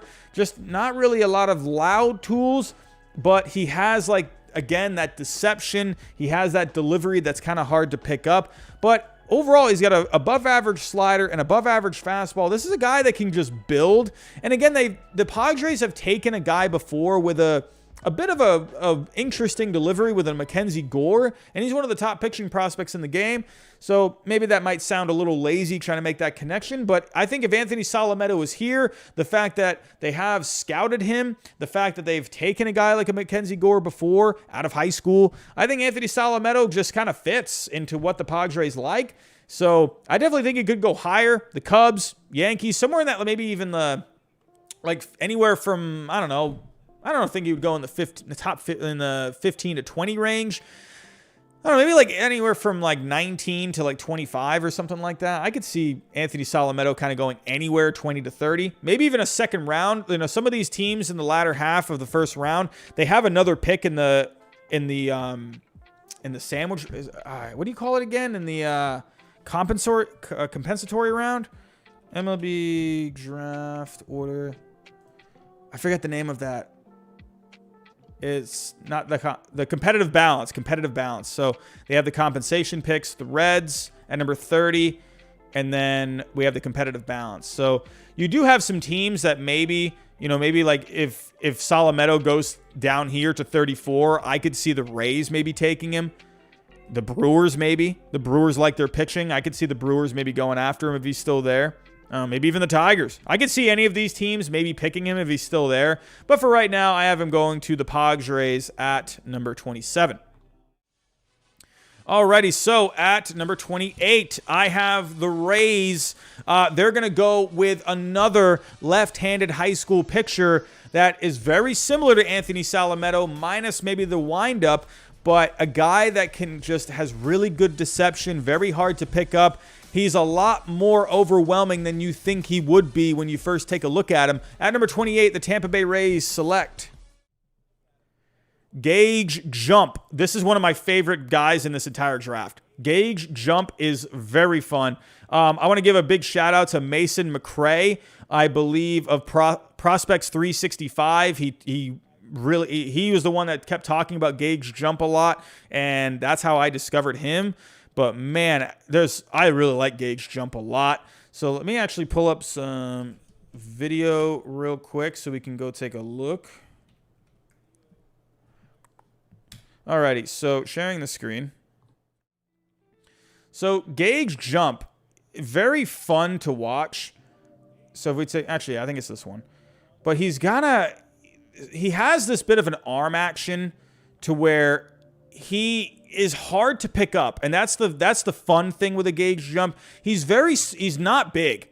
He's, I believe, let's go back to his profile real quick. He's only 5'10", so he's a little taller than a Marcus Stroman, but 18 years old, 5'10", 175 pounds. He's not a big guy, but he's got nothing special with the fastball, a 50 fastball. He'll throw like 92, 93. He can hit 95 at times.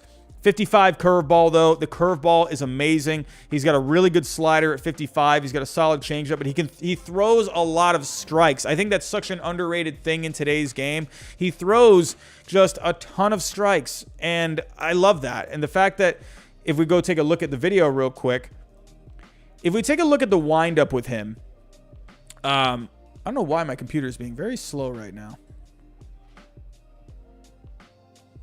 My computer right now is killing me.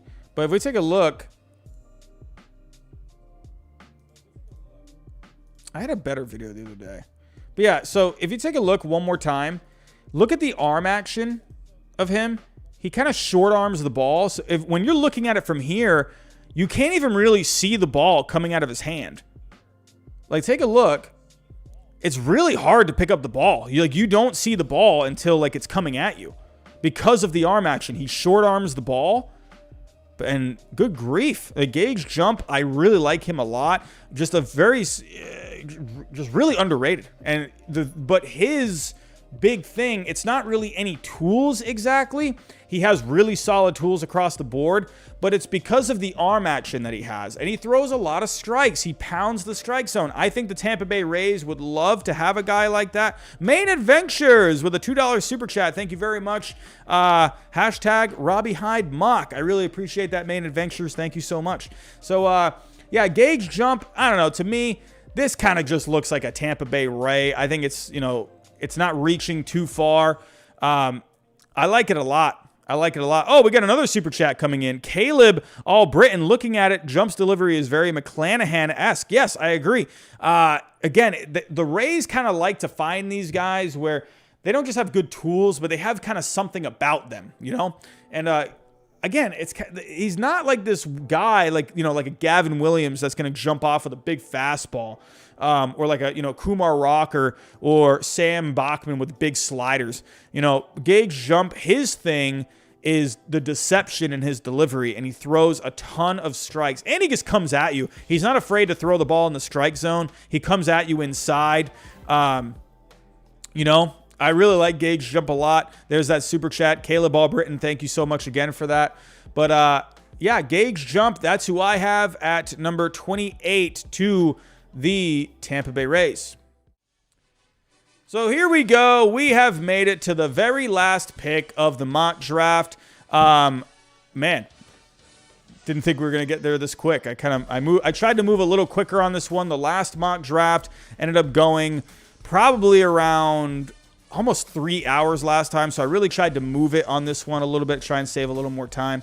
I'm seeing another super chat. Main Adventures, another one, $5. Caleb, let's go. Giving a big thank you to Caleb there from Main Adventures as well. And thank you again for myself too. Everyone, this has been really fun. But at number 29, no Astros pick. No Astros pick in the first round. So this is the last pick. The LA Dodgers, I have selecting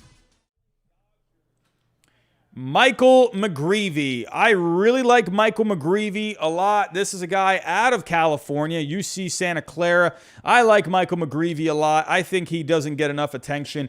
There's a reason why he doesn't get a lot of attention, but for me, I love this guy. So let's go take a look. So Michael McGreevy. So taking a look here, he doesn't have a lot that kind of jumps off the page to you. He's got a solid fastball, 55. He's got a solid slider, 55. He's got a good curveball at 50. He's got a good changeup at 50. But the big thing with Michael McGreevy, he throws a lot of strikes. This guy is a strike thrower. So let me actually pull up some stats with Michael McGreevy. Where are the stats? So Michael McGreevy, and look at he had himself a good year last year. So at UC Santa Barbara, did I say UC Santa Clara? I meant to say UC Santa Barbara. So a 2.92 ERA last year, 10 strikeouts per 9. He doesn't walk a lot of guys. He reminds me of a Kyle Hendricks, kind of like that guy that just throws a lot of strikes. He's not going to come at you with the big, hard stuff. But Michael McGreevy, I feel like this is a guy. So another thing to remember, too, with the Dodgers is they don't have a pick after this.